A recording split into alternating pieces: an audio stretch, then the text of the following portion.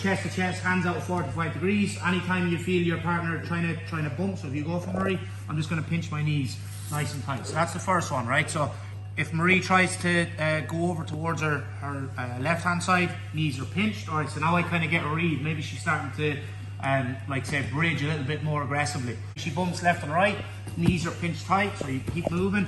Here she bumps to her left, and I use my left knee to bump Marie's shoulder through my center. So my center is where my belly button is. So we go one more time, so you kind of bump to right and left. Knees are pinched, here.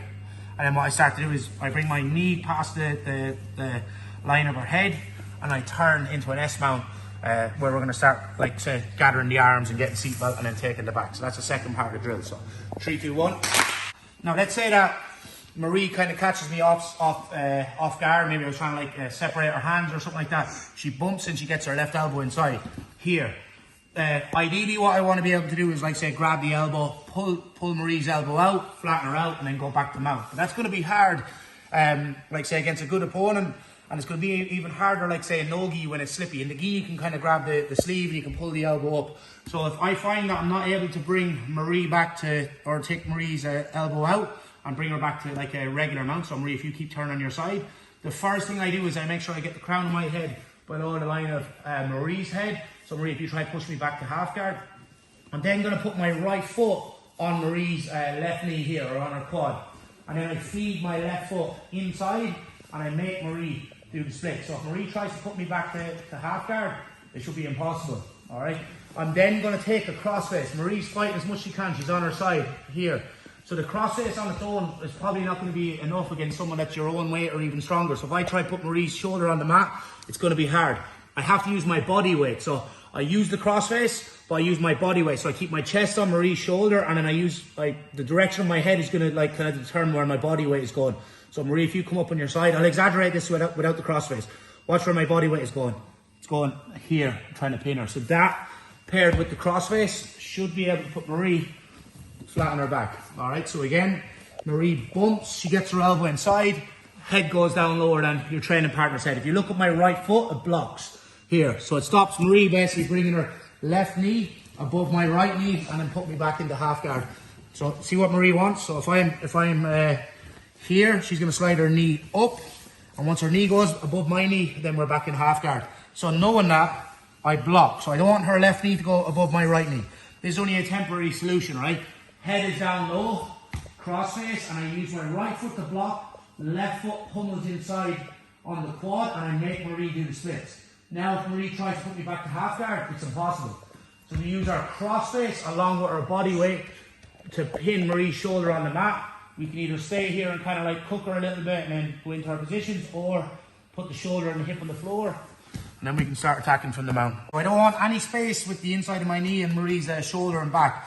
If Marie bumps, I don't pinch my knee, she can get her elbow inside, and she literally just needs like that much space to wedge her elbow in. So one more time, Marie tries to bump, knees are pinched nice and tight. If Marie overcommits, I just feed her shoulder to the center, and then we can start to go into back attacks, arm bars, all that type of stuff. Marie then, like maybe she was able to get her elbow inside, and I find I'm not able to pull her elbow back up. So what we do is I bring my head below Marie's head, and then see the way I kind of twist that angle here. So like I'm kind of like on her like bottom hip and her top shoulder. This is where I'm playing. And my right foot blocks, and I feed this foot inside. If you find that, like, if you say with strong legs, I'm not able to get my left leg in, I'll go crossface, heavy on the crossface, and then I'll use my right foot to push Marie's left knee towards my left foot here. So see what I did? So it makes it a lot easier. So I'm going to use this as a block, but if I need to, I'll use it to feed her left knee towards my right foot here, and then I switch. And then once I switch, watch the way I go wide base and active pose with my right foot, and I drop my hip here. So if Marie tries to move, this should be like really bad. And then I use my body weight to pin the shoulder, pin the hip, and then we come up into the mount. Let's say that we're in the mount, but every time I go into a high mount, Marie's like just able to bump me and get her elbow inside, and she's very good at bridging. So if someone's very good at bridging, what we're going to do is we look to separate the hands first. So here, and I get like a crossface by gripping the armpit. So I'm going to get connection with my shoulder, chest, and then my hip here, and I've like wide base here with my right foot, so I've active toes. Now Marie's gonna bridge, but to make the bridge less powerful, I take a single grapevine hook and I bring her ankle outside the line of her knee, here. So now if Marie tries to bump, the bridge doesn't work. And the reason that I'm hooking this side is because I'm vulnerable to being swept on the side that I have the crossface. So if I have a right-handed crossface and I'm just holding regular mount and she's a good bridge, I can get rolled. All right, so knowing that, just say I have a right-handed crossface, when Marie bridges towards her left side, it's mostly gonna come off this right leg here. See what happens? So when I go single grapevine and I bring the ankle outside the line of the knee and Marie tries to bridge, there's no power there. If Marie's ankle goes like, say, kind of like in line with her knee and she bridges, it's kind of like a lot more powerful. So we start this again. So we separate the hands, we get our crossface, so I grip on the armpit first, shoulder connection, and then watch the way, we call this like twisted mount or single grapevine mount. So I go shoulder, chest, and then hips. See the way I'm twisted in this direction, sorry Marie. I then go active toes on the ankle, and I bring the ankle outside the knee, and then my right foot, so like you can see how wide my base is. So if you look at my base from my left foot to my right foot, it's really big base, and I have active toes here. If Marie does manage to bridge, watch the way I can push back off that right foot. All right, so that's all we're gonna do for now, and then we'll work from there. So 3, 2, 1. This is really good for like shutting down the bridge, but what it's also good for is, it's good for like separating your opponent's arm. So Marie's left arm can't come help her right arm when I'm trying to like say go into different attacks. So normally the kind of response that you'll get from here is, if she can't bridge, the only thing that she has free is her right hand.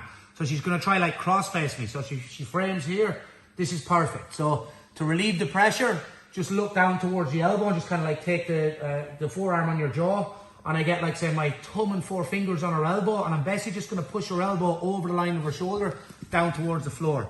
My hand's in a palm up position, I'm gonna flip it down towards the floor. And what I'm gonna do is feed my hand on the inside for the Americana here. So we're going to actually use the Americana to obviously get the submission, but we'll also use this to set up the back attack on the next technique. So the problem here that everyone runs into is trying to free their elbow. So like Marie, if you don't let me free my elbow, you can see it can be kind of hard. So what I do is I send my head over her head here, and I start to walk my right foot around. I open up my elbow and I bring it to the far side here, and then we have a really tight Americana. So I want to bring her hand in towards her head, and then I'm going to bring her elbow over her hand here to get the tap. So hand basically goes in towards the head, and then we pin the hand, and then we bring the elbow over the hand to get the tap. So we'll do that again. So we're here, we're in our like a twisted mount with the single grapevine, ankle outside the knee. Marie's arms are separated, so her left arm should be able to help out her right arm. So the only thing she has free after the bridge, which we've shut down, is this crossface here. So we look towards the elbow, take it on her jaw, and I use my thumb and 4 fingers to basically push the elbow outwards over her shoulder, and I pin it. And then I flip my hand from like a palm up position to like say palm down. And then I bring my hand underneath and we lock up our figure 4. All right, so to free our elbow, what we do is we bring our head forward, and then I walk my right foot and knee up towards Marie's left shoulder. I open up my elbow, and then I tuck my elbow and I pass it off to the right side of her ear. And then we bring our hand in towards her head, and then the elbow goes over the hand to get the tap. We're going to use the threat of the Americana to set up the back. All right, so let's say, for example, Marie's like just she's very strong. I'm just not able to like catch that wrist properly. I'm going to really threaten her, or even maybe I catch the wrist, but I'm not able to join my hand. So she's fighting it the way she should be.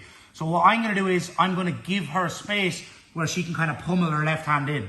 Once her left hand goes in, this is a green light for me to go to start take the back, because the same as what we did on our drill, her left shoulder now past my kind of like center. So if her left shoulder passes my center, it means her back is exposed and we can start taking it. So we're going to use the Americana threat to get the back take. If we get the finish, great. If not, we'll get the back off it. So we're just thinking in chains. Single grapevine, Marie's cross facing the way she should. We look towards the elbow to relieve the pressure. Palm of my hand goes to Marie's elbow, and I push her elbow over her shoulder. We catch it and we start to threaten the Americana. So I find it's just not on. So what I'm going to do is just give a little bit of space. Not so much to where it's obvious, but just a little bit where she can get her hand in. Once her elbow and her shoulder goes through, I switch to a claw grip. I let go of the grapevine, and I start to bring my knee up to her shoulder. It's really important I keep my knees pinched nice and tight so she doesn't go flat. All right, so I'm then going to get my left pec on her left shoulder blade, and I really exaggerate that position of her shoulder. I start to cut an angle, so kind of like in an S mount. Back heel with my left hip, or sorry, with my left heel into the hip, and I'm going to take a 2-on-1 grip on this tricep here. So if Marie tries to move, it should be very hard. You can also see my head is covering Marie's head, and I'm trying to line this pec up with the shoulder blade. I fall to my left side to take the weight off the right leg, and then we went to body triangle, long hooks, and everything else.